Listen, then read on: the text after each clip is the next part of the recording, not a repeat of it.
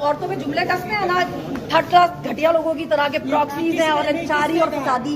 Proxies actually वो है जो अदालतों में, प्रॉक्सीज इस वक्त वो है जो अदालतों में आपने ला के बिठाई हैं अपने फायदे के लिए, जो आईन और कानून का मजाक बनता देख के तमाशा देख रही हैं, जहां आम आदमी को जमानतें मिलना मुश्किल है, जमानतों की तारीख तक नहीं लग रही। प्रॉक्सीज इनको बोलते हैं जो आपने अदालतों में तरमीमें करके बिठाई हैं। उनकी बहनों बेटियों सारों के साथ ऐसा करे और देखे बगैर वो ना मरे, उनमें से कोई भी ना मरे जब तक अपनी बेटियों का अंजाम ना दे। देखिए मसला ये है कि जिस बयानिया 9 मई के सर पे वो मुसल्लत हुई है, जो उनकी सियासी वलादत का एक्चुअल दिन है, अपना जन्मदिन तो हमेशा लोगों को बड़ा ही लगता है ना, तो उनको ही बड़ा ही लगेगा दिन। जेलों में तो रखवाया, आप लोगों को बोलने से भी इतनी तकलीफ है लोगों की, ये इतनी नफरी से लगती है कि हम बात ना कर सके। तो चीफ मिनिस्टर है एक्चुअली, उनको इतनी इनसिक्योरिटी औरतों से कि बयानिया 9 मई के सर पे सबको जेलों में डलवा के वो आई है, मगर सुकून उनको अभी भी नहीं आ रहा उनकी जान को। इनके अपने घर में पूरा किसी का बयानिया नहीं मिलता।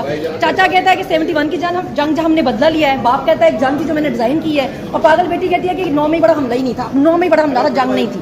मतलब आप डिसाइड करो पहले घर में, मगर क्योंकि उनके घर में उनके बाप पे भी उनका बयानिया नहीं मिलता है, उनके मुताबिक एक का गरीब है और एक का अमीर है। कोर्ट में नहीं हूँ मैं सर, में आप ना करें। नहीं सर मेरी बात सुनो, मैं सर